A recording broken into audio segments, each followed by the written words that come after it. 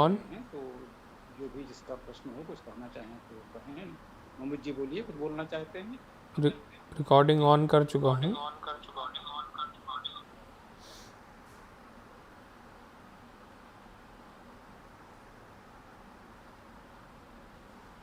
मोमित जी कुछ बोलना चाहते हैं, हाथ उठाया है तो बोलिए।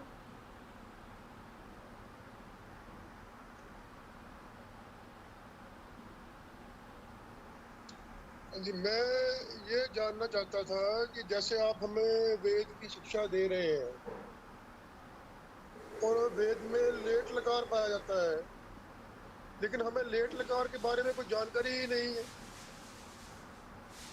अगर आप उस दिशा में भी थोड़ा सोचें और लेट लकार के बारे में शिक्षा दें तो हमें ज्यादा जल्दी समझ आएगा।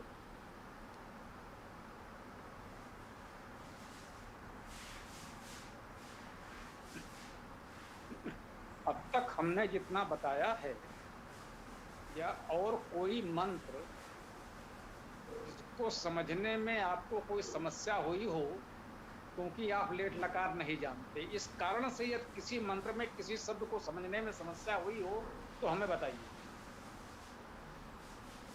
नहीं, देखिए, समस्या समझने में नहीं हो रही है, लेकिन उसको व्याकरण के दृष्टिकोण से समझने में पता नहीं चल रहा है। अब जैसे दूसरे लकार है तो हमें पता चलता है कि यार वहां यहाँ पर वो लकार लगा था इसलिए यहाँ ये आया है। लेकिन जब इसको पढ़ते हैं, आपने जो पुस्तक लिखी है वो बहुत अच्छी लिखी है, उसमें सभी अर्थ साथ साथ दिए हैं, समझ में तो आ जाता है, लेकिन ये नहीं पता लगता कि ये पुरुष कौन सा है, मध्यम पुरुष है, उत्तम पुरुष है, किसके लिए बात थी, किसने, उस दृष्टि से नहीं पता चलता। और यही कमी है, बाकी तो कोई कमी नहीं। जी, ये बात आपने ठीक कही है। जो कार्य हमने कर दिया है, ये कहते हैं एक अनवरत प्रक्रिया है। हमसे पहले जो लोगों ने कार्य किया था उसको हमने देखा और आज के समय के उपयुक्त जो लगा कि उसमें और आगे परिष्कार की आवश्यकता है वो हमने किया। आपने कहा ठीक हो गया। अब आप जो कह रहे हैं ये सत्य है कि अगला चरण है ये। हमारे पास संसाधनों की सीमा है, हम स्वीकार करते हैं। धन के अभाव के कारण हम ऋग्वेद और अथर्ववेद का कार्य पूर्ण नहीं कर पाए हैं।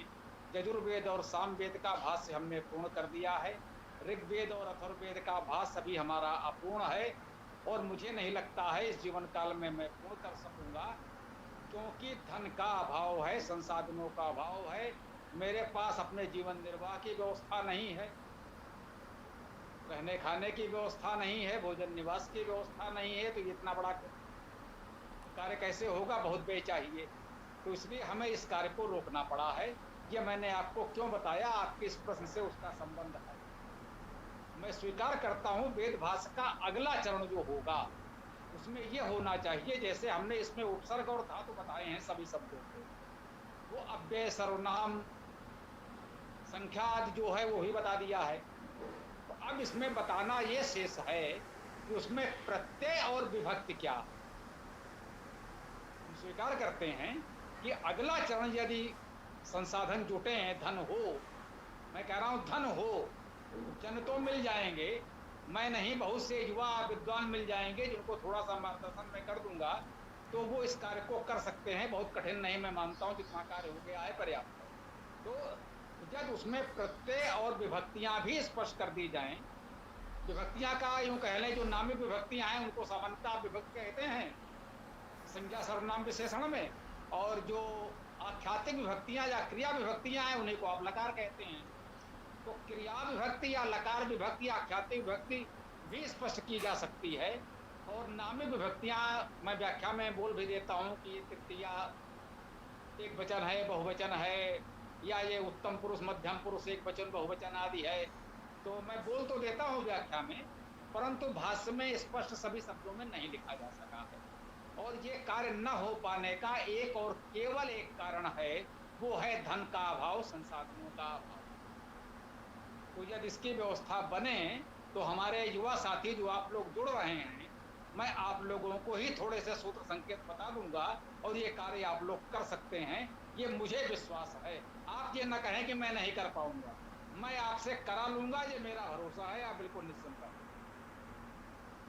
तो मैं समझता हूं कि आप जो चाहते थे मैं भी चाहता हूं, लेकिन वो अभी नहीं हो सका है। संतोष करें, जब ईश्वर की कृपा होगी, संभव होगा तो वो भी हो जाएगा, होना चाहिए। हाँ, तो राजेश जी कुछ कहना चाह रहे हैं तो बोलिए। तो बाजार में ना लेट लकार के ऊपर भी पुस्तकें जो है वो उपलब्ध नहीं है। आपने क्या कोई ऐसी पुस्तक लिखी है जिसमें लेट लकार की जानकारी दी हो? मैंने कहा ना, अभी जरा इसको छोड़िए, अभी प्रयास करिए कि वेद का सभ्यता प्रामाणिक अर्थ हम लोग सीख लें। एक संस्कृत व्याकरण की पुस्तक हमने लिखी है, सरल संस्कृत व्याकरण, वो जिन लोगों ने पुस्तकें बनाई उन सबको भेजा था। उसमें उसका कुछ संकेत संभवता है, क्योंकि वो बहुत पहले आई थी, तो उसमें क्या है क्या नहीं है अचानक मैं इस समय आपको नहीं बता सकता। तो जिनके पास भी पुस्तक है देखें, उसमें लेट लकार का कितना उल्लेख है। उसमें लेट लकार नहीं है। जी। उसमें लेट बाजार में जितनी भी किताबें हैं वो 10 लकार तक सीमित हैं। लेट लकार किसी भी पुस्तक में उपलब्ध नहीं होता है। तो इसी से उसके बिना जब चल रहा है ना, बड़े बड़े विद्वानों ने इतना कार्य किया, उसको अगर दयानंद जी ने भी नहीं इस तरह से दिया तो मान लीजिए कि उसका इतना महत्व नहीं होगा।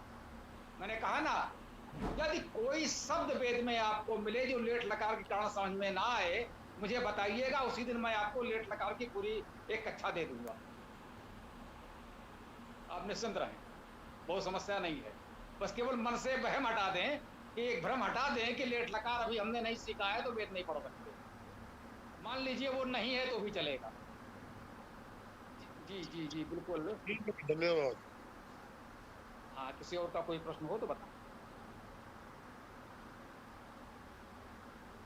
स्वामी जी, आजकल जो तमाम सारे जैसे मंदिरों का भी निर्माण हो रहा है, उनका बड़ा प्रचार हो रहा है, उनके साथ में मंदिरों के साथ साथ जो हमारे शारीरिक व्यायाम होते हैं, जिससे युवा लोग उसमें जाएं और वहाँ पर अपना अभ्यास करें, जिससे उनको आरोग्यता निरोगता मिले, और वहाँ पर ही वो शास्त्र के साथ शस्त्र विद्या का भी कुछ चर्चा कर सकें तो अति उत्तम रहेगा, जिससे वे लोग स्वस्थ भी रहें, निरोध भी रहें, अपने अपने कार्यों को भी भली भांति कर अंजाम देते हुए समाज के और देश की प्रगति में योगदान देते हुए आत्मरक्षा में भी सक्षम और समर्थ बन सके।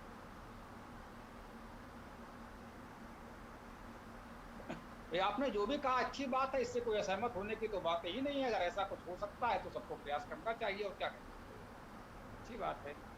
हाँ, अभी शायद राजेश जी ने कुछ कहना ये चाहा था कि कुछ इधर उधर की चर्चा प्रश्नकाल में, तो हम बता दें प्रतिदिन जो सायंकालीन कक्षा है उसमें प्रश्नकाल में भी उस मंत्र पर ही प्रश्न होता है।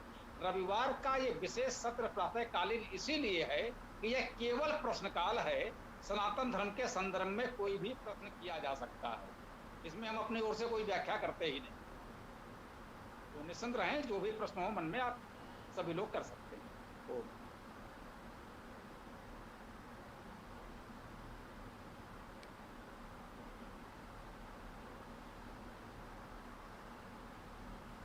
दूसरी बात इस चिंता को लेकर के है कि जैसे अक्सर खबरें छपती हैं हमारे उत्तर प्रदेश में, कभी कभी बिहार में, कभी दक्षिण भारत में, कि लड़कियों को बहला फुसला कर उनका धर्मांतरण कराते विवाह कराया जाता है, और उसके अलावा जो लोग वापस धर्मांतरण से आना चाहते अपने समाज में लौट करके, उनको जो है वापसी कराने के लिए भी कोई कार्यक्रम रखा जाए तो बड़ा अच्छा हो।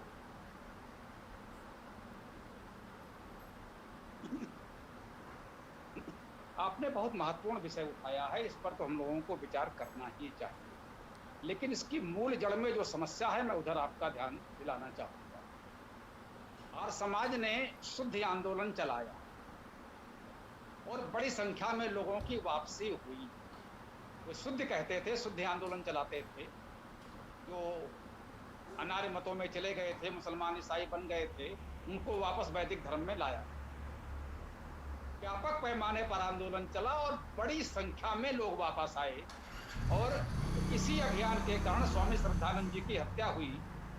हम में से बहुत से लोग इस बात से परिचित हैं।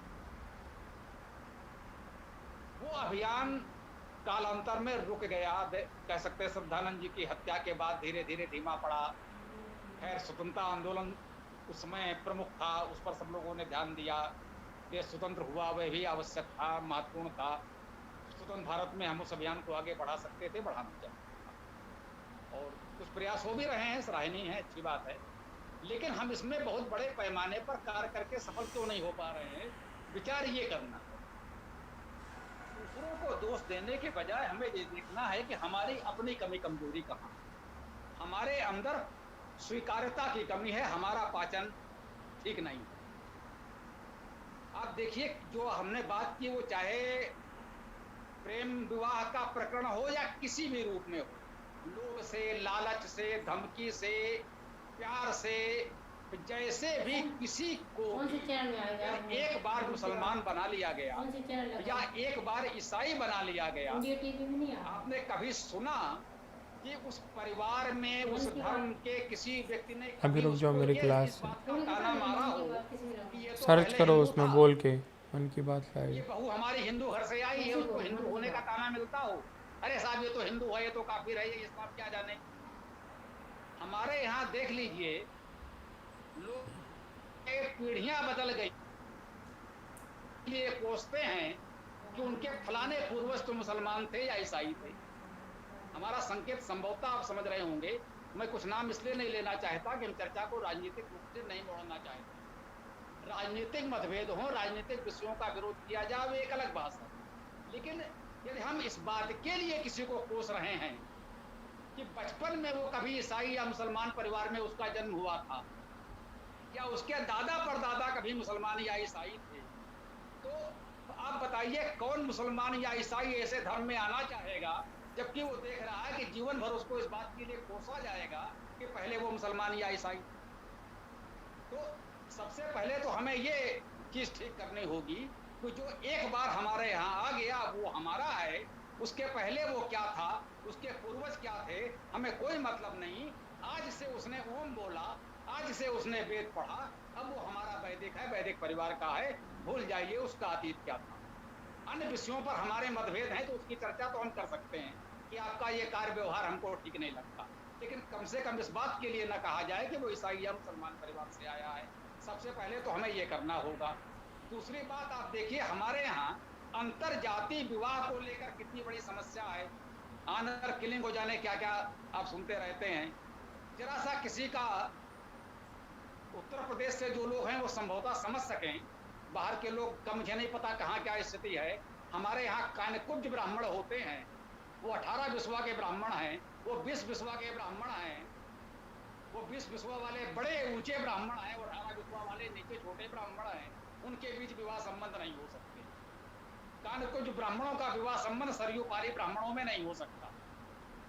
ब्राह्मण का विवाह दलित के परिवार में होगा, उस बहू को या दामाद को कैसे पचाया जाएगा, जरा इस विषय पर भी विचार करिएगा। तो जब तक हमारे यहाँ ये जातिगत भेदभाव की इतनी दूरियां हैं, हम अपने सनातन धर्म के ही दूसरी जाति के लोगों को नहीं अपना पा रहे हैं, नहीं पचा पा रहे हैं, तो जो मुस्लिम ईसाई परिवार से आएगा, सनातन धर्म स्वीकार करेगा, उसके प्रति हमारा व्यवहार क्या होगा। जरा व्यवहारिक दृष्टि से देखिए कि हम में से कितने लोग हैं जो अपने परिवार में इस तरह से मुस्लिम या ईसाई परिवार की बहू या दामाद स्वीकार कर सकते हैं सहज भाव से, बिना किसी इसके। तो ये वातावरण यदि हम बना लेते तो आज भारत में इतने मुसलमान नहीं होते, इतने ईसाई नहीं होते। यहाँ यह समस्या रही। तो इस समस्या पर हमें लगता है पहले ध्यान देना होगा। यदि हमने अपना घर मजबूत कर लिया, अपना घर ठीक कर लिया, अपना किला मजबूत कर लिया, तो बाहरी आक्रमण से हम सुरक्षित रह सकते हैं। यदि हमारे किले की दीवारें ही टूटी फूटी हैं तो आक्रमण तो होते रहे। तो इस विषय पर भी कृपया आप लोग विचार करें। जो भी इस पर विचार देना चाहें, स्वागत है, आप अपनी बात कह सकते हैं। ओम।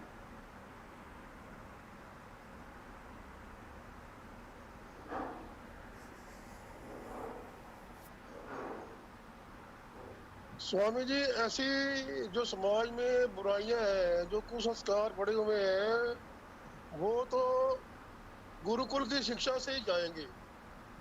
अब हम जो आजकल देख रहे हैं समाज में, वो मैकाले शिक्षा पद्धति का वर्चस्व चला हुआ है। तो देखो, मैकाले शिक्षा पद्धति तो है ही ऐसी कि वो हमें इस तरह से ढाले कि हम आपस में ही लड़ते रहे, हम एक दूसरे को कोसते रहे। तो जब तक गुरुकुल की शिक्षा पद्धति आगे नहीं आती है, जैसे कि भारतीय शिक्षा बोर्ड बन गया है, पतंजलि वालों ने उसका एक बैच भी निकाल दिया है। अब आगे अगर लोग जो अगले जो विद्यालय है उससे भारतीय शिक्षा बोर्ड से एफिलिएशन लेते हैं, तो उसी से उम्मीद जागी जा सकती है कि हाँ, हम हमारे समाज में ऐसी विसंगतियां जो है कोसने वगैरह की वो दूर हो पाएंगी। अदरवाइज मेघालय शिक्षा पद्धति से जो सीबीएसई बोर्ड है, आईसीएसई बोर्ड है, या पंजाब स्कूल जो स्टेट के बोर्ड है, उनसे तो ऐसी कोई आशा नहीं है कि वो ऐसा योगदान देंगे हिंदू समाज के लिए, सनातन समाज के लिए। ठीक बात है। एक गौरव जी ने हमारा नंबर दे दिया है आपको, जिसको भी चाहिए उस नंबर को ले लें। ठीक है, ये सब बहुत तकनीकी रूप से मैं नहीं कर पाता हूँ, गौरव जी से मैंने कहा था तो उन्होंने कर दिया है, तो उसको ले लीजिए। एक बात तो ये, किसी ने हमारा संपर्क मांगा था तो गौरव जी ने दे दिया। ठीक है, तो आपने जो कहा निश्चित रूप से ऐसे प्रयास किए जाने चाहिए। उसमें भी एक बात मुझे ये कहनी है कि हम हर बात के लिए सरकार और सरकारी शिक्षा पद्धति की ओर देखते हैं। कुछ लोग मानते हैं कि इस समय की सरकार तो अनुकूल है, पहले वाली जो थी वो थी। हम राजनीति पर नहीं जाना चाहते हैं कि वो चर्चा प्रारंभ हो जाए, लेकिन चलिए, अगर ये लगता है ये सरकार अनुकूल है, नई शिक्षा नीति आई है, अगर उसी से कुछ भला होता हो तो स्वागत है। लेकिन आप ये देखिए, लोग कहते हैं साहब मैकाले शिक्षा पद्धति से मुसलमान, ईसाई और सिख भी पढ़ते हैं, लेकिन वे अपने धर्म में भी रहते हैं, क्योंकि वो घर में बाइबल पढ़ते हैं, घर में कुरान पढ़ते हैं, मस्जिद और चर्च में जाकर बाइबल कुरान पढ़ते हैं। हमारे यहाँ मंदिरों में ही वेद नहीं होता। तो सब कुछ सरकार और विद्यालय के भरोसे भी हम नहीं बैठ सकते। हमें प्रयास करना चाहिए कि अपने अनुकूल सरकार बनाएं। जो सरकार हमारे इन चीजों को ले आए तो बहुत अच्छा है। हमें मांग करनी चाहिए कि वेद को राष्ट्रीय ग्रंथ घोषित किया जाए। इतना बड़ा समाज भाई मिलकर के प्रयास करें। अब ये भी नहीं कि हमारे समाज को कोसने लगे कि यार समाज क्यों नहीं कर रहा है। अरे भाई, जो वो कर पा रहे हैं कर रहे हैं, तो जो हमें करना है अपने स्तर पर हम प्रयास करें। इसके लिए एक छोटा सा विचार हमने दिया है, घर में वेद पीठ की स्थापना करें। वेदायन या जो भी छोटे मोटे वेद की पुस्तक आपके पास हो सके उसे रखें, एक समय निश्चित कर लें, वेद पाठ और वेद मंत्र व्याख्या पुस्तक से करें, अपनी ओर से जितनी व्याख्या कर सकें करें। आप, आपका परिवार, आपके पड़ोस के कुछ लोग धीरे धीरे जुड़ने लगेंगे, धीरे धीरे लोगों को वेद की जानकारी होने लगेगी। इस तरह के घर घर वेद पीठ स्थापना का प्रयास करें। हर गली मोहल्ले में एक वेद पीठ हो जाए और बाकी लोग उस वेद पीठ से जुड़ते चले जाएं। तो इस तरह से हम देश में लाखों करोड़ों वेद पीठ बना सकते हैं, जिसके लिए कोई करोड़ों रुपए के हमें भवन स्थान की आवश्यकता नहीं होगी। जहां हम रहते हैं वहीं पर भाई एक दिन हमने प्रतिदिन के लिए 1 घंटा दे सकते हैं, दे दिया, अन्यथा साप्ताहिक ही सही, साप्ताहिक दे दीजिए। तो इस तरह से हम बड़ी संख्या में एकल गुरुकुल चला सकते हैं। इसको हमने कहा है घर में वेदपीठ बनाएं, अपना एकल गुरुकुल चलाएं। उस गुरुकुल के आचार्य संचालक आप ही होंगे। आप में जितने भी योग्यता है उतना पढ़ाना प्रारंभ करिए, धीरे धीरे अधिक योग्य लोग भी जुड़ते जाएंगे, मिलते जाएंगे। संकोच न करें। तो ये जो जहां है हमको अपना प्रयास करना होगा। सरकार क्या करे और आर्य समाज क्या करे और विश्व हिंदू परिषद क्या करे, इस पर हमें नहीं जाना है। उनको जो करना है अच्छा बुरा कर रहे हैं, हमें प्रयास करना है कि हम क्या करें इससे कुछ अच्छा हो जाए। तो धीरे धीरे हम लोग प्रयास करें। दयानंद जी ने एक दीप जलाया था और धीरे धीरे इतना बड़ा कार्य हो गया। तो यदि यार समाज हमारी अपेक्षाओं के अनुरूप नहीं चल पा रहा है, तो आप इस तरह का घर घर वेदपीठ एकल गुरुकुल अभियान चलाएं। आप सब लोग अपने अपने घर में वेदपीठ एकल गुरुकुल की स्थापना करें और धीरे धीरे प्रेरित करें कि देश में लाखों करोड़ों इस तरह के एकल गुरुकुल स्थापित हो जाएं। तो हमें लगता है हम अपने लक्ष्य को पा सकते हैं। मंदिरों में क्या हो रहा है और कहाँ क्या हो रहा है, अब क्या करें, सब हमारे अनुसार तो नहीं चलेंगे। जी, अशोक तिवारी जी कोई जुड़ रहे हैं, कुछ भी संदेश मिला है। जो भी सज्जन कह रहे हो आप बोल सकते हैं, निश्चिंत होकर बोलिए। ये संदेश वगैरह पढ़ना समझना शायद उतना हम ना उसको देख पाएँ, लेकिन आप बोल दीजिए तो हम आपकी बात सुन लेंगे। तो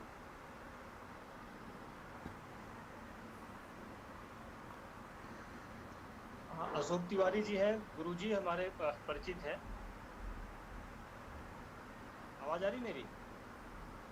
जी, जी, आवाज़ आ रही, मैं सुन पा रहा हूँ, आप बताएँ। हाँ, अशोक तिवारी जी हैं, वो पहले भारत में ही अध्यापक थे, फिर वो बीच में ओमान चले गए थे, अब रिटायर्ड होके भारत में फिर से आ गए हैं और राष्ट्र और धर्म के काम में लगे हैं। तो अभी आज ही मुझे आपका लिंक मिला, तो अभी उन्हें भी भेजा है, तो बोले ठीक है मैं जुड़ता हूँ, तो उनको भी जोड़ लीजिए।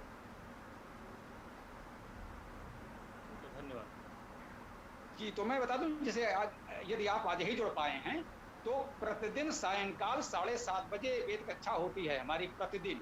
उसमें हम लोग एक मंत्र की व्याख्या करते हैं और केवल उस मंत्र के संबंध में प्रश्नोत्तर होते हैं। उसमें उस मंत्र की व्याख्या में जो नहीं समझ में आया, केवल वो प्रश्न करते हैं और उसमें विषयांतर न हो, समय सीमित होता है।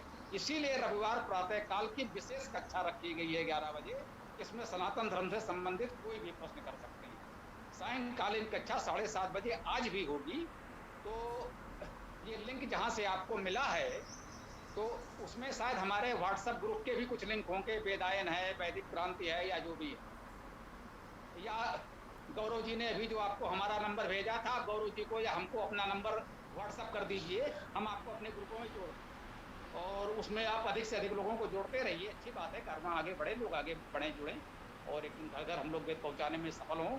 घर घर वेद, जन जन वेद, यही तो हमारा अभियान है। आप सबका सहयोग रहेगा। बहुत बहुत आभार, धन्यवाद। बोलिए, जिसको जो भी कहना है कहें। सारा लिंक जो है मैंने कोशिश किया जुड़ने के लिए, जो 2-3 लिंक दिए थे, सारे व्हाट्सएप लिंक रीसेट किए जा चुके हैं, तो मैं किसी में नहीं जुड़ पाया। चलिए हम इसको देखते हैं, ये किसने रीसेट कर दिया, मैंने तो नहीं किया है। खैर, तो कोई बात नहीं, आप ये तो कर ही सकते हैं कि हमारे नंबर पर ही आप अपना व्हाट्सएप पर अपना नाम लिख कर दे दीजिए, बाकी हम कर देंगे। केवल इतना कर दीजिए, हमारे इसी नंबर के व्हाट्सएप पर आप अपना नाम लिख दीजिए केवल, बस। जी जी, जरूर जरूर, मैं कर देंगे। इतना कर, आप अपना और अपने दोस्तों का जो भी लिंक देना चाहें दे दीजिए, सभी मित्रों को हम जोड़ लेंगे। धन्यवाद धन्यवाद। जी, और जो भी जिसको कहना हो तो बोलिए।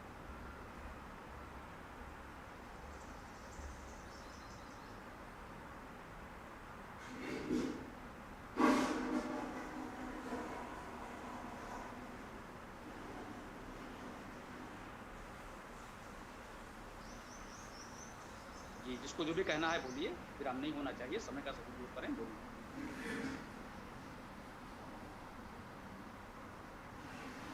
बोलिए भाई सपुत्र जी, हाथ में उठाया करें, आप बोल।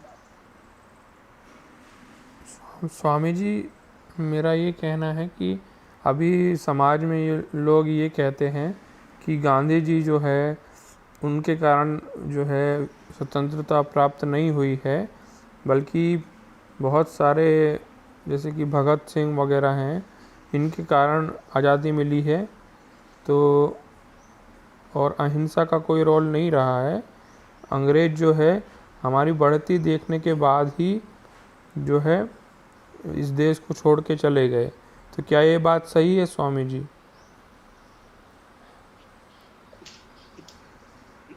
इसमें यही देखना है कि कहे कौन रहा है। मैंने कहा ना, विषय को राजनीतिक नहीं करना चाहते हैं। देश की स्वतंत्रता में सबका योगदान है। जैसे सेतुबंध रामेश्वरम में कहते हैं, नलिन जैसे अभियंता भी थे और एक गिलहरी का भी योगदान है। तो इतने बड़े स्वातंत्र यजन में सबने अपनी आहुति दी है।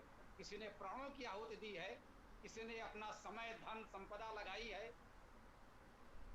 लाखों लोग जेल गए हैं, बहुत से लोग पुलिस की गोली से मारे गए हैं, बहुत से लोग पुलिस की लाठी से मारे गए हैं। इन सब का योगदान है। ये कहना इनका है या उनका नहीं है, ये कुंठित लोग हैं। जरा ये देखिए कि ऐसा कह कौन रहे हैं। ये वो लोग कह रहे हैं जिनका स्वतंत्रता आंदोलन में कोई योगदान नहीं है, जिन्होंने भारत छोड़ो आंदोलन का विरोध किया था, जिन्होंने अंग्रेजों से आग्रह किया था कि भारत छोड़ो आंदोलन को कुचल दिया जाना चाहिए। ऐसे लोग हैं जो इस तरह के भ्रम फैलाने का प्रयास कर रहे हैं। हम इस विषय पर चर्चा नहीं करेंगे, क्योंकि एक मर्यादा हम रखना चाहते हैं कि राजनीति पर चर्चा ना हो, क्योंकि वो राजनीतिक विभाजन हो जाएगा तो हमारा वेद का संगठन थोड़ा सा टूटेगा। हम सबका सम्मान करते हैं, किसी भी स्वतंत्रता सेनानी का अपमान नहीं होना चाहिए। जिसने जो भी थोड़ा सा भी योगदान दिया है, जिस रूप में भी दिया है, उसका सम्मान करें, यही हमारी भावना है। ओम। जी स्वामी जी, धन्यवाद।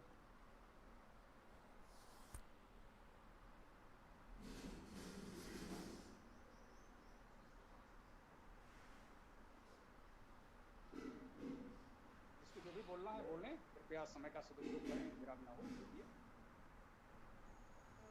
आचार्य जी प्रणाम। मेरे को एक सवाल था मेरे मन में बहुत ही दिनों से।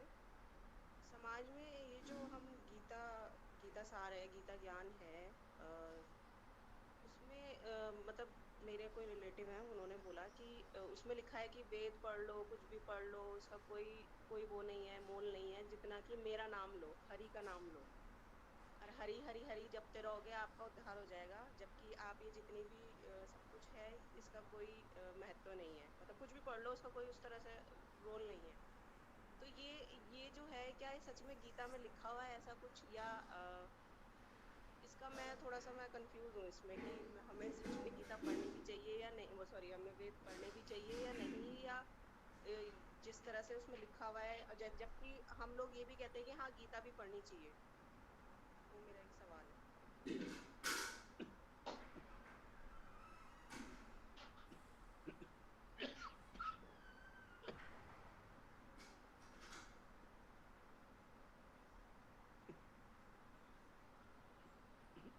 उत्तम प्रश्न है, इससे बहुतों के कई प्रश्नों का समाधान हो जाएगा। एक तो ये जान क्या लें, मैं समझता हूं सभी लोग जानते ही हैं, मैं केवल उसे आपको स्मरण करा रहा हूं। वेद विश्व का प्राचीनतम ग्रंथ है, इसे पूरा विश्व मानता है। वेद को प्राचीनतम ग्रंथ होने की प्रामाणिकता यूरोप के ईसाइयों ने दी है। हम तो आस्था के रूप में मानते ही हैं कि वेद अनादि हैं, अनंत हैं। आधुनिक शैली में इतिहास का शोध लेखन करने वाले यूरोप के विद्वानों ने यह बताया है कि वेद विश्व का प्राचीनतम ग्रंथ है। कितना प्राचीन है इस पर मतभेद हो सकता है, कुछ हजार वर्ष, कुछ लाख वर्ष, करोड़ों वर्ष, अरबों वर्ष, इस पर मतभेद होंगे, लेकिन यह सबने माना है कि वेद विश्व का प्राचीनतम ग्रंथ है। तो गीता, बाइबिल, कुरान आदि किसी भी ग्रंथ के आने से पहले इस विश्व को मार्गदर्शन वेद और केवल वेद देता था। वेद ही अनादि है, वेद के द्वारा ही यह सनातन धर्म फला फूला है। तो जो लोग ये कहते हैं कि वेद नहीं पढ़ना है, वेद के पढ़ने से क्या होगा, ये मान लीजिए वे दुष्ट, नास्तिक, वेद विरोधी, अधर्मी, पापी, पाखंडी हैं और कुछ नहीं। एक बात। दूसरी बात, आपने गीता की, मैं दो बातें कहूंगा। एक तो गीता में क्या कहा गया है इस संदर्भ में, दूसरी बात इससे थोड़ा कठोर हो सकती है कि गीता हो, बाइबिल हो, कुरान हो, या संसार का कोई भी ग्रंथ हो, उसे यह कहने का अधिकार कहां से मिला कि वेद को पढ़ना चाहिए या नहीं पढ़ना चाहिए। ये होते कौन है इस तरह की बकवास करने वाले। अब मैं बताता हूं कि गीता क्या कहती है। गीता में कहा गया है, वेदा नाम सामवेदो हम, वेदों में मैं सामवेद हूं। कृष्ण से कहलवाया गया है, या कृष्ण कहते हैं, आप जैसे चाहें कहें। गीता में कृष्ण के मुख से कहलवाया जा रहा है कि वेदा नाम सामवेदो हम, वेदों में मैं सामवेद हूं। गायत्री छंद सामे हम, वैदिक छंदों में मैं गायत्री छंद हूं। ये गीता का प्रवक्ता कृष्ण कह रहा है। तो ये किस महामूर्ख महापापी ने यह कह दिया कि वेद को नहीं पढ़ना चाहिए, ऐसा कोई गीता कह रही है। पहली बात तो गीता में ऐसा है नहीं, और यदि है भी तो जिस पुस्तक में ऐसी बकवास लिखी हो उसकी बात हम सुने ही क्यों। समझ में आई बात। थोड़ा सा भाषा कठोर हो गई है, लेकिन यह प्रश्न ही ऐसा था कि जब ऐसे कठोर बात कोई बोले तो हमें उसके पर थोड़ा कठोर होने में कोई संकोच नहीं करना चाहिए। ओम। बोलिए।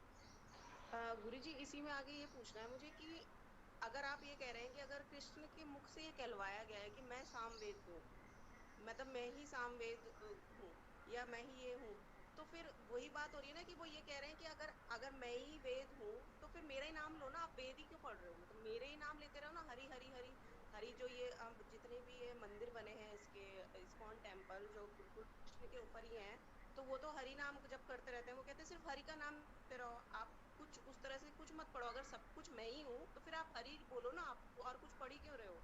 मतलब उस मतलब लोगों की मेंटेलिटी जो ये है उसको पढ़ने से, गीता को पढ़ने से वो ये हो गई है कि हम और कुछ क्यों पढ़ें, फिर हम हरि का ही नाम क्यों ना लेते रहें। मेरा क्वेश्चन ये है। और दूसरा जी कि जिस तरह से कुछ भी कोई भी ग्रंथ है, जैसे चाहे वो बाद में आए हैं, बाइबल हो गया, गीता हो गया, ये सब हिंदी में है और एक आसान लैंग्वेज में है। हमारा जो वेद है वो वेद इतना कठिन क्यों है, क्योंकि जैसे अभी भी मैं क्लास ले रही हूँ ना 7:30 वाली, तो मैं छंद हो गए, व्याकरण की जो भी चीजें हो गई या उसमें उपसर्ग हो गए, वो सब मैं नहीं समझ पा रही हूँ। मैं सिर्फ हिंदी समझ पाती हूँ, मतलब जितना भी आप हिंदी में कहते हैं सिर्फ उसी को समझ पाती हूँ। तो अगर हम कभी पढ़ने बैठे तो क्या वेद ऐसे कहीं पे हैं जो हम सिर्फ हिंदी हिंदी में पढ़े और हमें समझ में आ जाए। जी। एक तो ये सच है कि वेद प्राचीनतम ग्रंथ है, तो उसकी जो भाषा शब्दावली है थोड़ी सी प्राचीन है, ये तो सत्य है। एक बात। दूसरी बात ये है कि जो आपने कहा कि बाकी ग्रंथ हिंदी में है, तो कोई भी ग्रंथ इनमें से हिंदी में नहीं है। गीता संस्कृत में है, बाइबल हिब्रू में है, कुरान अरबी में है। उसका हम विभिन्न भाषाओं में अनुवाद पढ़ते हैं। बाइबल विश्व में सर्वाधिक पढ़ी जाने वाली पुस्तक है, और बाइबल पढ़ने वाले अच्छे खासे ईसाइयों से पूछ लीजिए तो संभवतः बहुत से लोग ये नहीं बता सकेंगे कि बाइबल मूलतः किस भाषा में लिखी गई थी और ईसा मसीह कौन सी भाषा बोलते थे। तो विश्व की सभी भाषाओं में बाइबल का अनुवाद हुआ है, और हर स्थान पर स्थानीय भाषा में ही बाइबल पढ़ी जाती है। केरल में बाइबल आपको मलयालम में मिलेगी, और बंगाल में आपको बंगला में बाइबल मिलेगी। इसलिए बाइबल का प्रचार अधिक हुआ है, ये सत्य है। तो यदि आप, मुझे नहीं लगता हमारी कोई पुस्तक आपके पास है या नहीं है, यदि आप गौरव जी से संपर्क करके वेदायन मंगवा लें तो आपकी समस्या का बहुत समाधान हो जाएगा। जब वेदायन को एक बार आप देख लेंगे तो मुझे लगता है आपका समाधान हो जाएगा। उसमें एक एक शब्द का हमने हिंदी अर्थ प्रामाणिकता के साथ लिखा है। जो उपसर्ग धातुवादी हम बताते हैं वो इस प्रामाणिकता के लिए बताते हैं कि बहुत से लोगों ने वेदों का अनर्थ करने का प्रयास किया है। तो ये भी हम स्थापित कर दें कि हम जो अर्थ कर रहे हैं वह पूरे प्रमाण के साथ सही हैं। कोई ये ना कहे कि भाई आप स्वामी शरण जी कौन होते हैं वेद का अर्थ करने वाले, हमारे फलाने गुरु जी ने ये किया है, वो ज्यादा अच्छा होगा। तो इसलिए हम प्रत्येक शब्द का प्रमाण देते हुए चलते हैं। तो जिनको प्रमाण चाहिए उनके लिए प्रमाण है, और आप जैसे लोगों के लिए आपको उसकी आवश्यकता ही नहीं है। एक एक शब्द का अर्थ दिया है, वो पहले हमने उसका शब्दार्थ मंत्रार्थ दे दिया है, फिर भावार्थ दे दिया है। वो आपके लिए पर्याप्त है। आप केवल उतना पढ़ें, आपके लिए पर्याप्त होगा। तो वेदायन मंगवा लीजिए, तो मैं समझता हूँ आपकी समस्या का समाधान हो जाएगा, या इस प्रश्न का समाधान मिल जाएगा, ऐसा मुझे प्रतीत होता है। तो जी, ये मैं वो तो मंगवा लूंगी गुरुजी, लेकिन मेरा पहला क्वेश्चन ये था कि हरि का नाम जो ये कहते हैं कि हरि का नाम ही रहे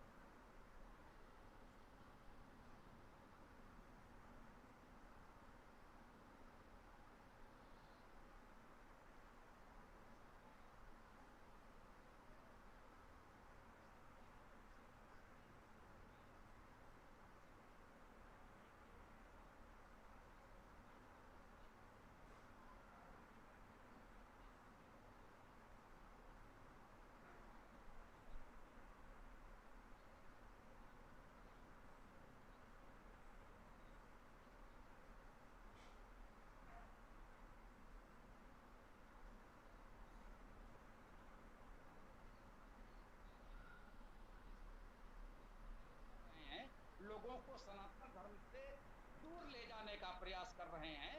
वेद का प्रत्यक्ष विरोध करने का साहस तो विश्व में किसी में नहीं है, इसलिए वेद का विरोध करने के ये उपाय किए जाते हैं।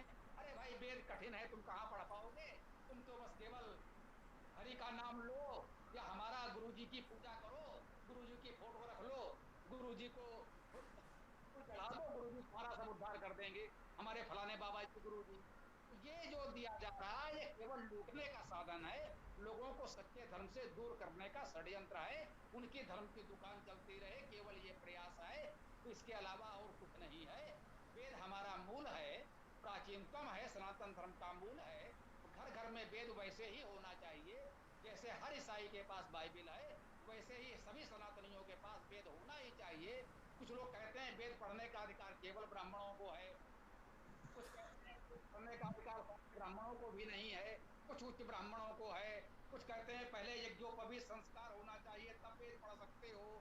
आदि आदि इतने प्रतिबंध आदि लगाए जाते हैं, लोगों को वेद पढ़ने से रोकने के लिए इतने षड्यंत्र किए जाते हैं। हमें इन सब से उबर कर घर घर वेद जन वेद के अभियान को सफल बनाना है, ये हमारा प्रयास है। ओम। स्वामी जी आपकी आज्ञा हो तो मैं बोलूं कुछ? जी अवश्य बोलिए। हाँ जी, इन जो बुद्धि जी का प्रश्न ये है कि वेद पढ़े या नहीं पढ़े, और मैं अपना एक सवाल दोबारा से मैं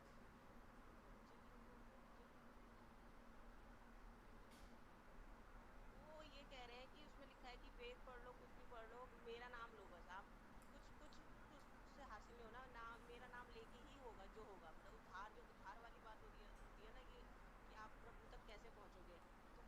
तो गीता पढ़ रहे हैं उनको मैं कैसे समझाऊं कि आप गीता, या तो मैं उनको बोलूंगी गीता मत पढ़ो वेद पढ़ो, या मैं उनको बोलूँ गीता भी पढ़ो वेद भी पढ़ो। क्या मैं उनको किस तरह से ये बात बोलूं कि नहीं आपको ये नहीं बोलना है कि नहीं वेद पढ़ के कुछ नहीं होगा, सिर्फ हरि का नाम लेने से ही होगा। तो हमने ना किसी को जो जब सिमरन मुख कर रहा है उससे हटा करके दूसरी तरफ लेकर नहीं जाना है। पहली बात तो आप मन में ये रखिए, हम किसी से गीता छुड़वाना ही क्यों चाहते हैं? अगर किसी की आस्था गीता में बनी हुई है तो बनी रहने दीजिए। तो जब उसकी देखिए, मैं शुरू से जो आपने सवाल पूछा है उससे शुरू करता हूँ। देखिए, जब सृष्टि का निर्माण हुआ तो तब उस समय जो मानव जो बौद्धिक स्तर था मानव मस्तिष्क का, वो बहुत ऊंचा था। जब वेद आए इस सृष्टि में तो उस समय बौद्धिक स्तर इतना ऊंचा होने के कारण मानव जो था वो वेदों को आसानी से समझ जाता था। धर्म उस समय 100% था।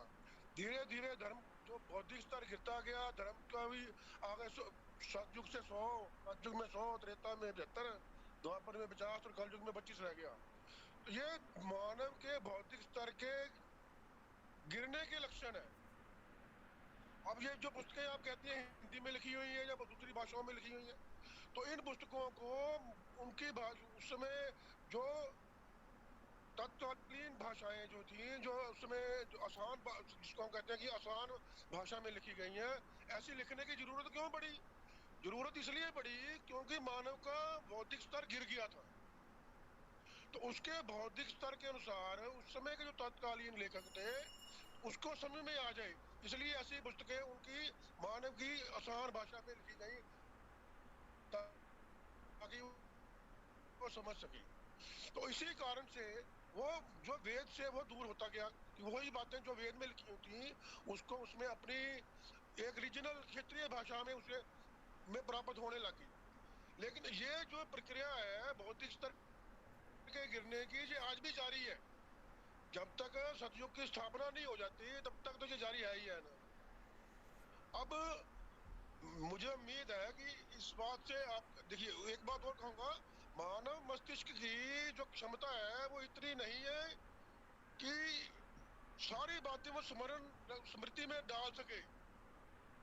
वो स्मृति में डाल नहीं सकता, इसीलिए इन पुस्तकों का निर्माण हुआ है कि जब एक रिकॉल वोकैबुलरी होती है, रिकॉलिंग मेमोरी होती है कि यार हमें वहां पढ़ा था, उस पुस्तक से हमें ये ज्ञान मिल सकता है।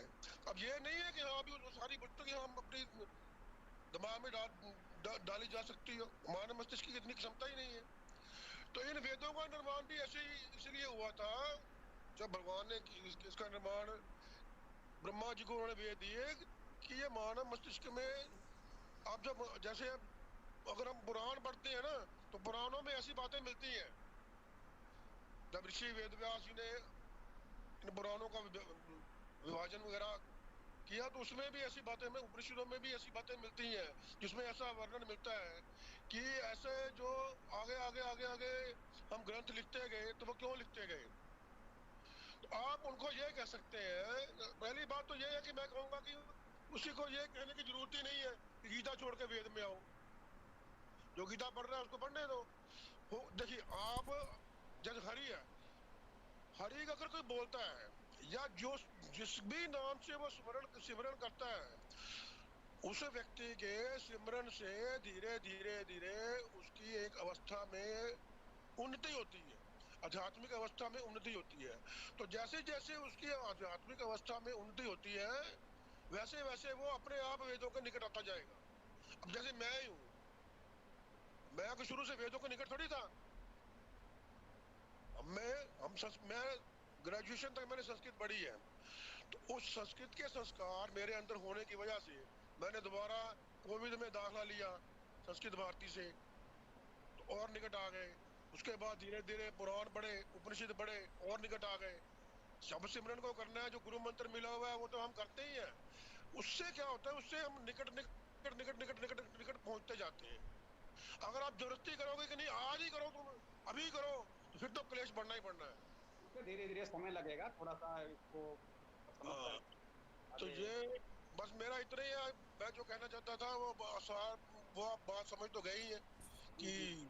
किसी को जबरदस्ती चढ़ाने की जरूरत ही नहीं है। गीता जो गीता पढ़ रहा है पढ़ने दो। अब इसको थोड़ा सा विराम दें, इसको बंद करें, थोड़ा इसको हम आगे समाप्त करते हैं। तो देखिए, स्पष्ट है, हमें इस मूल बात को समझना है कि वेद हमारा मूल है, वेद प्राचीनतम है, सनातन है, वेद तक हमें सबको पहुंचाना ही है। ये बात मुमुक्ष जी ने बिल्कुल ठीक कही कि हम जबरदस्ती नहीं कर सकते, सब लोग सबको छोड़ दो, आज से वैदिक हो जाओ, तो ये संभव नहीं होगा। हमें प्यार से धीरे धीरे यही बताना है कि हमारा मूल धर्म वेद है, आदि से वेद है, और अंततः वेद से ही हमारा कल्याण होगा। समय समय पर लोगों ने परिस्थितियों बस जो बातें कही हैं वो उपयोगी हो सकती हैं, लेकिन वेद अनादि है और अनंत काल तक चलेगा। सनातन धर्म का मूल वेद है। अब अन्य ग्रंथों को कोई मानेगा तो वो बाहर भी जा सकता है, सनातन धर्म से अलग हो सकता है। कोई चाहे भाई हमारा बाइबल धर्म है, कुरान धर्म है, गीता धर्म है, भागवत धर्म है, तो अलग हो गया वो हमसे। तो स्पष्ट है, इसको हमें स्पष्ट रखना है। हम वैदिक हैं तो हमारा मूल वेद है, हम सनातनी हैं तो हमारा मूल वेद है। वो आप स्वयं करें, धीरे धीरे लोगों को करें। एक साथ हम चाहें पूरा संसार हमारे अनुसार चलेगा तो ये संभव नहीं है। धीरे धीरे प्रयास करेंगे तो एक दिन कर्मंतो विश्वमार्यम, संपूर्ण विश्व में वेद प्रचार हम लोग कर पाएंगे। तो ये ठीक है, काफी चर्चा इस पर हुई और अब हमें आगे बढ़ना चाहिए। तो जी गुरुजी। अन्य किसी सज्जन को कोई और बात कहनी हो तो कह सकते हैं, कोई और विषय हम लोग ले सकते हैं।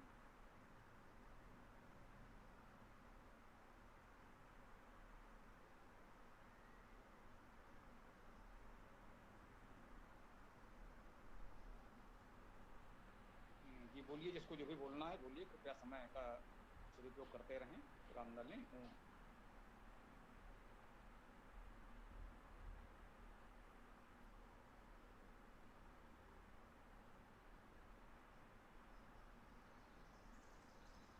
ये किसी और का कोई प्रश्न नहीं है, कोई बात नहीं है, तो क्या हम लोग समापन की ओर बढ़ें।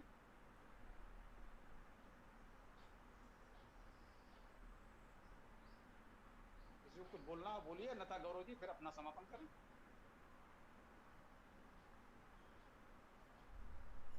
जी, किसी को कुछ कहना हो तो कह सकता है, नहीं तो फिर हम लोग अपना मंत्र पाठ करके फिर समापन की ओर बढ़ें।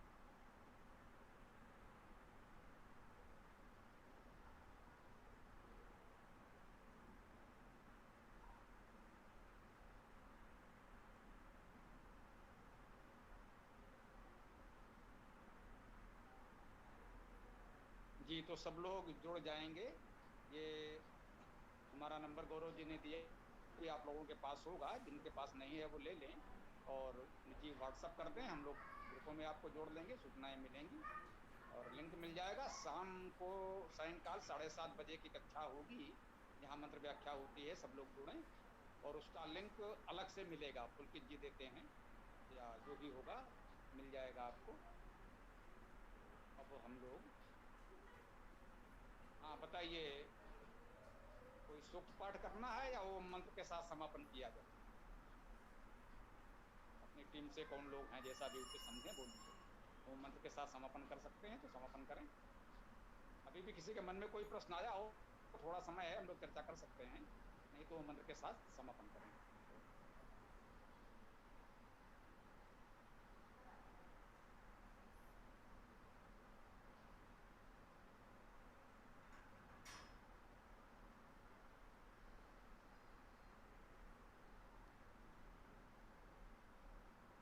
जी नंदन जी, आप आज कुछ नहीं बोले, कोई विशेष बात? जी हाँ, मैं सुन रहा हूँ, अच्छी बातें हो रही हैं, औरों को भी बोलना चाहिए, इसलिए मैं भी ये चाहता हूँ सब बोलें और अच्छी बात बोले, इससे सबका मार्गदर्शन हो सके। मैंने 1986 में ग्रेजुएशन की थी और आज देख लो 2023 है, तो मुझे 37 साल लग गए वेद तक पहुंचते पहुंचते।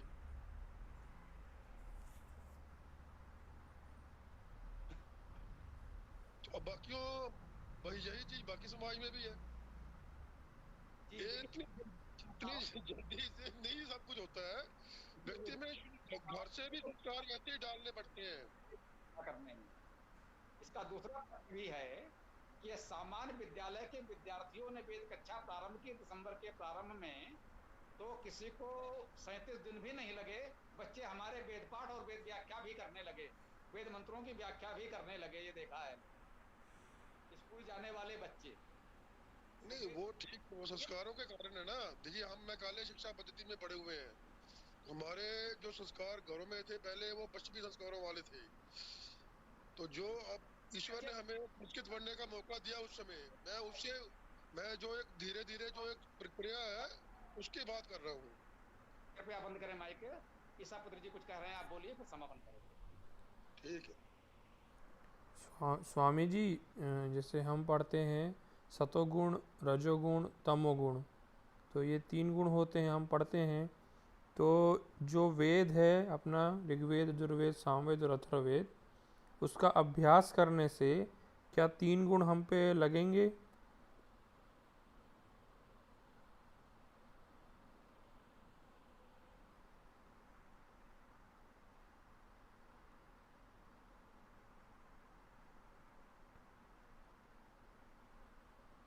देखिए, वेद में तो समस्त विद्याएं, समस्त गुण, समस्त मार्गदर्शन उपलब्ध है।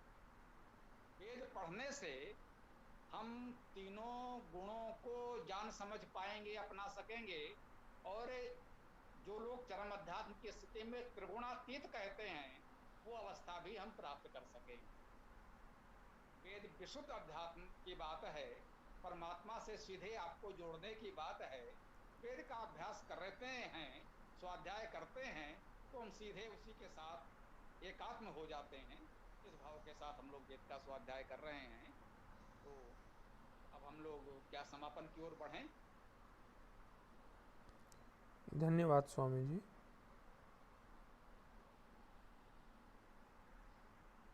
हाँ, कोई अन्य व्यक्ति को कोई विशेष बात हो तो ले लें, और या फिर हम लोग अब ओम मंत्र के साथ समापन भी करेंगे।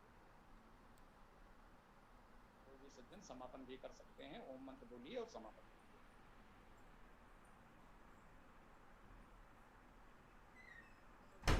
मेरे मन में अभी भी मेरी शंका दूर नहीं हुई है। मेरी शंका ये है कि अगर किसी पुस्तक में ये लिख दिया गया है कि वेद ही है ही नहीं, तो वो फिर वो कभी भी इस रास्ते पे क्यों आएगा? अगर वो यही पढ़ता रहेगा, वेद है ही नहीं, वेद को पढ़ने पढ़ाने से कुछ नहीं होगा, सिर्फ मेरा नाम जपो, हरि का नाम जपो। क्योंकि कृष्ण जी जब पैदा हुए थे, हम उनको बोलते हैं कि महापुरुष, लेकिन जो लोग मूर्ति पूजा मानते हैं उनको मूर्ति के रूप में पूजा करते हैं उनकी।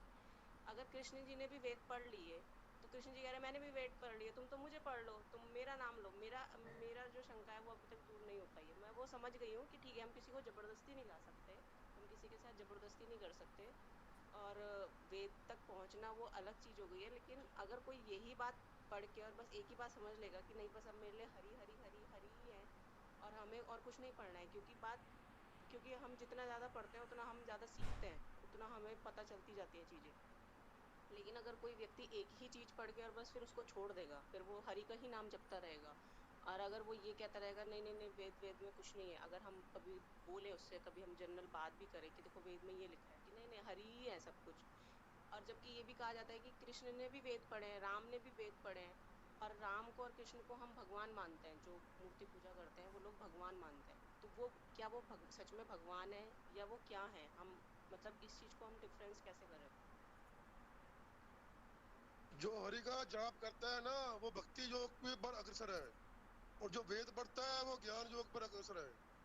मुमुज जी कृपया अवसर दें, कुछ कहने दें और लोगों को। अभी नंदन जी भी कुछ कहना चाह रहे हैं संभवतः, तो जी स्वामी जी नमस्ते। नमस्ते। चर्चा काफी हुई है और एक ही विषय पे केंद्रित रही है, और अंत में ये निर्णय हुआ कि मेरी शंका का समाधान नहीं होगा। तो जो लोग समाज से पहले जुड़े हुए हैं, स्वामी दयानंद जी से पहले से जुड़े हुए हैं, वैदिक संस्थाओं से पहले से जुड़े हुए हैं, तो ये स्वामी जी के सामने भी ये प्रकरण आया था। स्वामी जी से भी लोगों ने शंकाएं की थी, और एक जो खास व्यक्ति थे उन्होंने यहाँ तक कह दिया कि आपने मेरी शंकाओं का समाधान कर दिया है, लेकिन मेरी शंका का समाधान नहीं हुआ। एक ऐतिहासिक तथ्य है।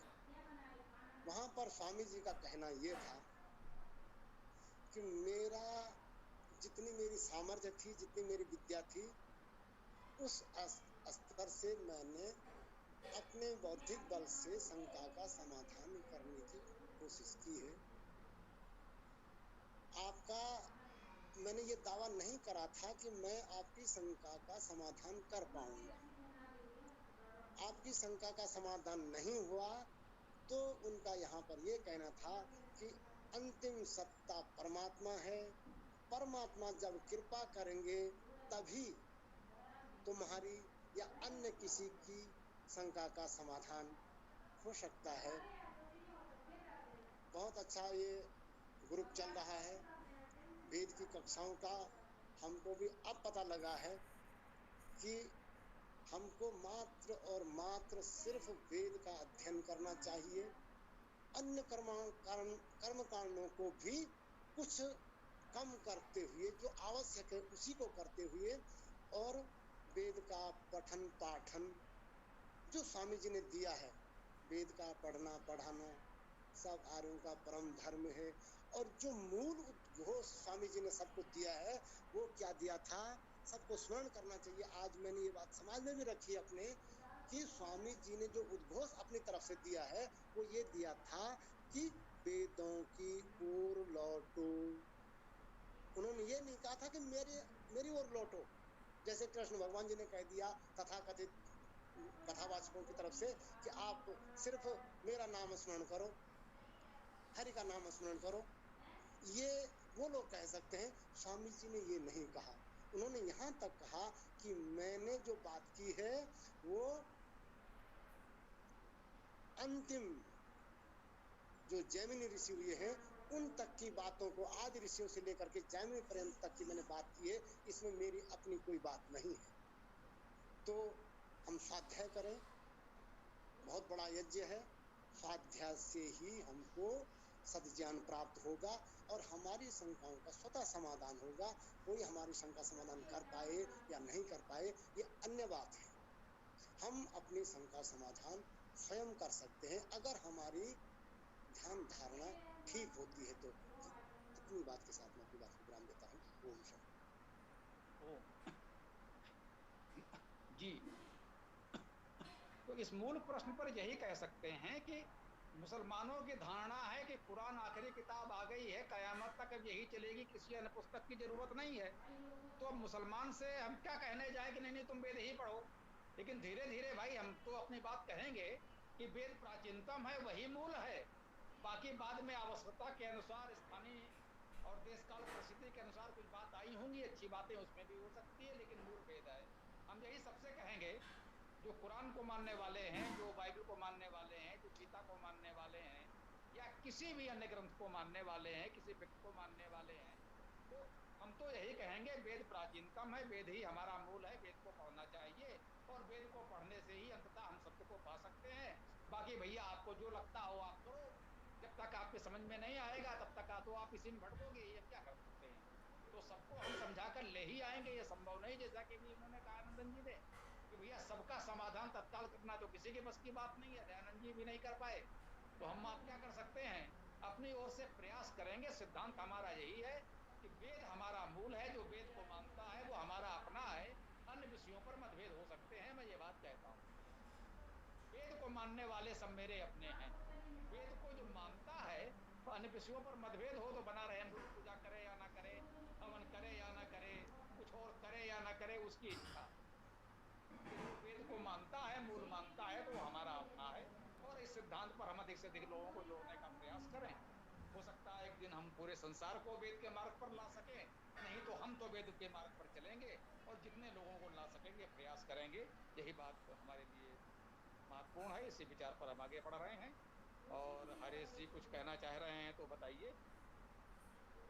हाँ, स्वामी जी, मेरा कथन इस तरह से है कि जो शब्द ये हरि बार बार भगवती जी की तरफ से उठ रहा है, तो हरि का अर्थ जो मैंने जाना है वो ये है कि जो हमारे दुखों को, विपत्तियों को हरण करता है उसे हरि कहा गया है संस्कृत में। जैसे हम लोग आरती गाते हैं, ओम जय जगदीश हरे, हे जगत के ईश्वर हमारे दुखों को हरण करो, हम आरती भी गाते हैं उसी लिए। तो इसलिए अगर उस आशय में कोई बोलता है कि हरि का ध्यान करना है, हरि का स्मरण करना है, तो वहां तक तो वो ठीक है। लेकिन मात्र कृष्ण के नाम से अगर वो हरि बोलता तो वहां पर बात उसकी अधूरी है। क्योंकि जो आपने खुद ही कह दिया है, कृष्ण जी ने खुद ही गीता में कहा है कि साम वेदो हम छंदो गायत्री, तो उस तरह से ही बातें सीधी स्पष्ट हो जाती है कि जो वेद के अंदर ज्यादातर छंद गायत्री छंद में गाए हुए हैं। वेदों में भी साम वेद है जो गाया जाता है। तो इस तरह से बात जो है आती तो वही है। अब अंतिम निर्णय भगवती जी को ही करना है कि वो सहमत होती हैं या नहीं, शंकाओं में रहती हैं या शंकाओं से बाहर निकलना चाहती हैं, ये निर्णय उनका ही अपना हो रहेगा। बाकी जो आपने प्रयास किया, जो नंदन जी ने कहा, ये बात पूर्णतः सत्य है कि हम लोग आपको उन चीजों के बारे में बता सकते हैं। निर्णय करना आपका दायरा है, वो हमारा नहीं। धन्यवाद। अति उत्तम, बहुत अच्छी बात आपने कही, इस चर्चा को समापन दिया, बहुत अच्छा हुआ। जी गुरु जी। और तो मेरे विचार से अब हम लोगों को समापन की ओर बढ़ना चाहिए। फिर भी किसी का कुछ विशेष बात हो तो थोड़ी सी बात ले सकते हैं हम, अन्यथा आप समापन की ओर बढ़ रहे हैं। बोलिए, किसी को कहना हो तो बोल दीजिए, अभी एक अंतिम प्रयास। स्वामी जी, स्वामी जी, जैसे महर्षि दयानंद जी ने समझाया था, जो शायद मनुस्मृति में है, कि एक वेद को पढ़ने में 11-11 वर्ष लगाओ। तो क्या ये बात ज़रूरी है कि एक वेद को पढ़ने में 11 वर्ष लगाएं? चलिए, बहुत अच्छा प्रश्न कर दिया आपने चलते चलते, और उसके बाद इसका समापन हो ही जाएगा। ये जिसने भी कहा एक वेद को पढ़ने में 11 वर्ष लगाओ, मुझे लगता है वो मंदबुद्धि स्तर का व्यक्ति हो सकता है। जिसने भी ऐसा कहा है एक वेद पढ़ने में 11-11 वर्ष लगाओ, 4 वेद पढ़ने में 44 वर्ष माने जाएं, या यदि सामवेद को पढ़ने में 11 वर्ष लगेंगे तब तो चारों वेद पढ़ने में 100 वर्ष से अधिक लग जाएगा। इसमें प्रश्न ये भी उठेगा कि सबसे छोटा सामवेद पढ़ने में यदि 11 वर्ष लगा तो चारों वेदों का आकार उसके 10 गुने से अधिक है, तब तो 125 वर्ष 150 वर्ष केवल वेद ही पढ़ता रहेगा, इतना जीवन काल किसी का होता नहीं। तो स्वाभाविक है ये कहना कि 11-11 वर्ष एक एक वेद के पढ़ने में लगाएंगे, ये कोई मंदबुद्धि या ज्ञानी ही कह सकता है, कोई समझदार बुद्धिमान व्यक्ति तो नहीं कहेगा। अब वो किसके नाम से कहा किसने लिख दिया है, मैं उस विवाद में नहीं पड़ता। किसी ने मनु के नाम से लिख दिया है या कल कोई मेरे नाम से कुछ कह दे तो भैया उसका दायित्व तो मैं तो नहीं ले सकता, है ना। जैसा कि उन्होंने बहुत अच्छी बात भगवत जी ने कही थी कि गीता सार में ऐसा कहा जाता है, क्या गीता में है भी या नहीं। तो आपने कह दिया साहब मनु महाराज ने ऐसा कहा था या फलाने जी ने ऐसा कहा था, पता नहीं उस बेचारे ने ऐसा कुछ कहा भी था कि नहीं। और यदि कहा भी हो तो हमारे लिए व्यक्ति प्रमाण नहीं है, वेद प्रमाण है। वेद में कहीं ऐसा नहीं लिखा। 11 वर्ष ईमानदारी से कोई प्रयास करेगा तो चारों वेद बहुत अच्छे से कर सकता है। इतना तो मैं कह सकता हूं अपने अनुभव से। जो हम और हमारे साथी अगर प्रयास करें तो 11 वर्ष तो बहुत होते हैं, चारों वेद को बहुत अच्छी तरह से आप कर सकते हैं। तो ये बात आपकी यहाँ पूर्ण होती है। ओम। क्या कुछ कहना चाह रहे हैं ऋषि जी? बोलिए।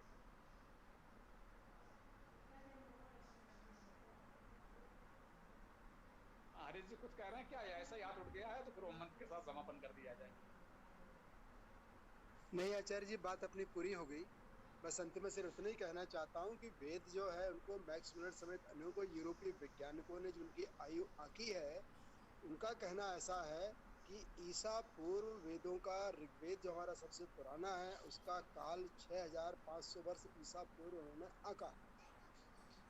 नमस्ते जी, मैंने यही निवेदन किया था। किसी ने वेद का काल कितना भी आका हो, हजारों में, लाखों में, करोड़ों में, मुख्य बात यह है कि सबने ये माना है कि वेद प्राचीनतम है, मेरे लिए इतना ही पर्याप्त है। कितना प्राचीन है इस पर आप लोग अभी और माथापच्ची करिए, मेरे लिए इतना ही पर्याप्त है। कम से कम इतना तो आपने माना कि वेद प्राचीनतम है, वो जितना भी है, बाकी उसके पहले का कुछ आपके पास नहीं है। तो बस वेद प्राचीनतम है, हमारे लिए मूल आधार है, इतना ही पर्याप्त है ना। कोई उसको करोड़ों अरबों वर्ष नहीं मानता, ना माने, इतना भी पर्याप्त है। जितना भी आप मान लें तो हमें कोई आपत्ति नहीं है। ठीक है। तो मुझे लगता है वो मंत्र के साथ समापन किया जाए।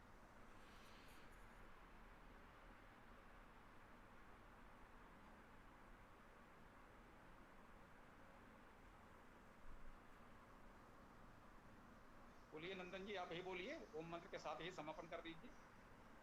ओम यो असो आदित्य पुरुषः सो असो अहम। ओम खम ब्रह्म। ओम खम ब्रह्म। स्वामी जी नमस्ते। सभी को सादर नमस्ते। ओम शांति। नमस्ते सभी को, नमस्ते। ओम यो असौ आदित्ये पुरुषः सोऽसौ अहम्। ओम खम ब्रह्म। ओम खम ब्रह्म। सबको सादर नमस्ते।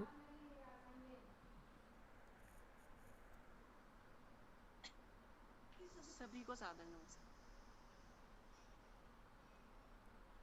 ओम यो असौ आदित्य पुरुषः सोऽसौ अहम्।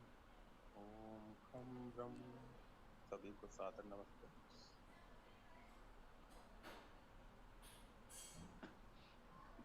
ओम। अब सायंकाल 7:30 बजे हम लोग दैनिक वेद कक्षा में पुनः मिलेंगे। तब तक के लिए शुभमस्तु, कल्याणमस्तु। ओम स्वस्ति, ओम नमस्ते, ओम खम ब्रह्म।